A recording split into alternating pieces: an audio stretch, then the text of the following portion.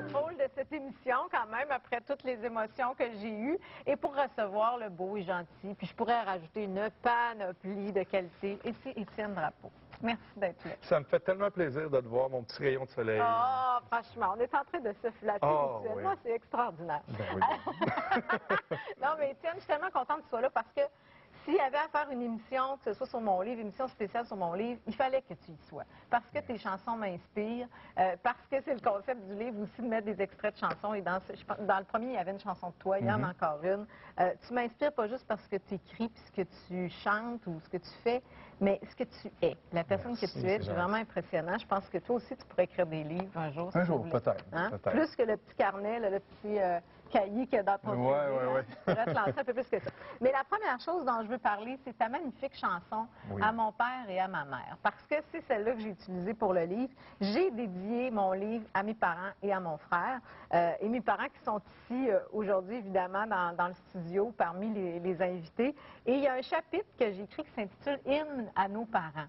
Parce que je trouvais ça important, il y avait le début de ta chanson, mais de dire aux parents, puis même plus aux enfants encore, tu sais, des fois, c'est facile de chialer ou de juger, hein. Puis on entend des fois, « oh, ben ça, c'est à cause de ma mère », ou tu sais, c'est à cause de, « oh, j'ai pas été chanceux, ma mère a fait ci, mon père a fait ça ».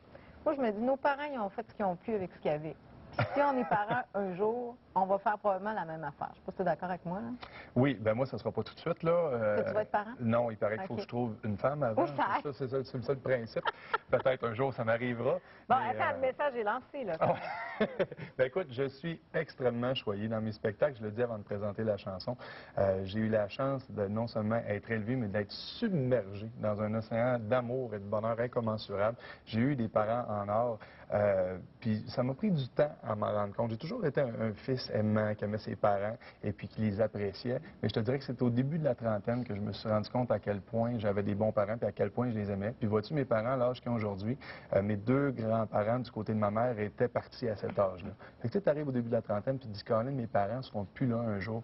Puis je pense qu'à un certain moment, c'est important d'apprécier. Puis tu le disais tantôt, on est prompt, c'est facile de dire aux gens des niaiseries. Hein? Quand on n'est pas content, quand on n'est pas de bonne humeur, on dit des choses, on se plaint puis on le dit comme ça sans hésitation. Puis des fois, de dire des belles choses puis de dire je t'aime, c'est plus difficile. Puis je pense que c'est important de profiter de ces moments-là avec nos parents puis de ne pas se gêner pour leur dire à quel point on les aime sur une base régulière. Bien, j'ai envie, sais-tu quoi, tes parents aussi sont ici. Alors, oui. Alors j'aimerais ça qu'on leur paye la traite. Ça te tente-tu? Juste un petit extrait. Un petit extrait, puis les gens vont reconnaître ta chanson, mais pour nos parents, et là, on se gâte, là, tu sais, pour nos parents à nous qui sont ici, mais pour tous les parents du monde. Oui. Un petit extrait d'Étienne. Un petit bout du refrain. Oui. À mon père et ma mère, je n'ai pu faire qu'une chanson pour dire à quel point je suis fier de vous, toute mon admiration. À tous les pères de la terre, à toutes les mères qui entendront ma chanson comme une prière, comme mille voix qui disent nous vous aimons. Bravo, extraordinaire.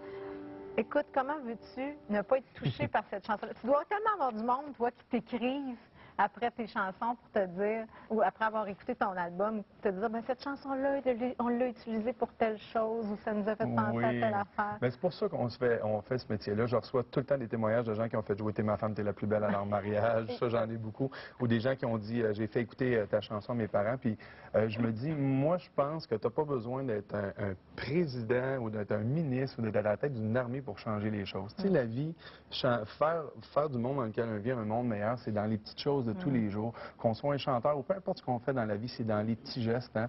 Je le dis souvent, c'est un sourire, c'est un mot gentil, une belle parole. On n'a pas besoin de faire grand-chose. Moi, j'ai la chance d'avoir une guitare, d'avoir un piano, d'avoir des gens qui m'écoutent. Mais je pense que c'est accessible à tout le monde d'essayer de... Puis c'est pas philosophique. On peut tout changer le monde dans lequel on vit puis le rendre un petit peu meilleur, je pense.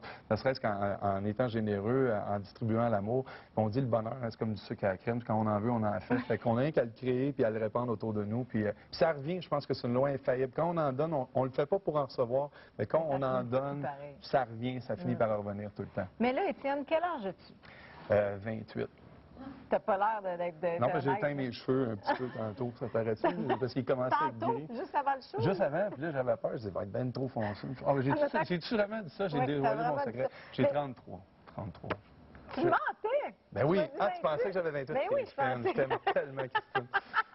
Ah, Franchement, hey, tu m'en passes une fois. Mais 33, c'est quand même jeune. Et ce qui m'intrigue, c'est comment ça que tu es aussi, tu dis, c'est pas de la philosophie, mais c'est un peu ça, une belle philosophie de vie. Comment ça que tu es de même? Où tu as pris ça? Je me suis forgé ma propre philosophie. J'ai lu beaucoup. Je pense OK. qu'à travers les livres, à travers plein de livres de psychologie, puis j'ai décidé de forger ma propre théorie du bonheur. Peut-être un jour, je l'écrirai, mais je pense que moi, ma thématique, c'est que le bonheur, c'est un choix. On fait le choix du bonheur. Puis à tous les jours, il peut arriver plein d'occasions. Si on s'arrête à chaque petite raison, on pourrait être malheureux tout le temps. Bon, c'est sûr, des fois, il y a des maladies, il y a des décès, il y a des causes sérieuses, mais je pense que on peut trouver la façon d'être heureux, puis c'est un choix. On se lève le matin, on dit je vais être heureux, on se couche le soir, on dit je vais être heureux. Puis on travaille sur soi-même. Il faut vraiment faire un travail sur soi-même pour en arriver à être heureux tout le temps. Puis ça se fait pas tout seul. Ça paraît niaiseux, mais ça se fait. Ça demande parfois des efforts, c'est sûr. Oui. J'ai un ami qui est maître bouddhiste qui dit qu'il se réveille le matin en souriant. C'est son but, de se réveiller en souriant. Alors, je pense que toi, ça doit être ton genre. Étienne, en terminant, il y a des belles choses qui s'en viennent pour toi. Tu es en spectacle très bientôt à la salle Moulinette Terrebonne le 15 octobre. Oui. Tu vas être dans Don Juan. Oui. Et ça, là, les filles vont capoter. Là, tu vas avoir des demandes pour faire des petits bébés, peut-être. Et sinon, aussi, tu vas faire Eurovision. Ça, c'est une grande aventure aussi. Ben, encore une fois, je suis un homme et un artiste choyé. Il m'arrive plein de belles choses, dont je écoute, c'est exceptionnel. Ben oui. Moi, je suis d'abord avant tout un auteur-compositeur, puis là, on m'offre d'interpréter le rôle que Mario Pelcha, qui est un des plus grands interprètes au Québec, fait. Et l'Eurovision, que je chante en duo avec Marie-Hélène, là, on s'en va pour faire la finale en Suisse. Et si on réussit à gagner la finale, on va participer à l'Eurovision, comme Céline avait fait le 20 ans. Écoute. Puis là, après ça, je vais devenir riche et célèbre, puis je te parlerai plus. Non, franchement, tu vas revenir ici, non. tu vas t'asseoir sur ce fauteuil-là, tu vas venir nous parler de bonheur. Merci, Étienne. Merci, je t'adore. Moi aussi. Merci beaucoup.